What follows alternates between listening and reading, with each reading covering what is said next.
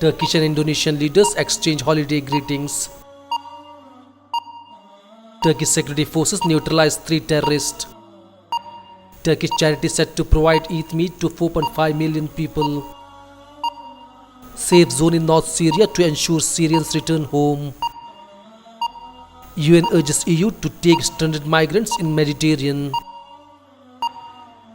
9 killed in suicide car blast in Somalia. No pause in anti-Taliban operations. UN gravely concerned by 11 Afghan civilians killed. Pakistan President cautions against imposition of war. Pakistan requests UNSC emergency meeting.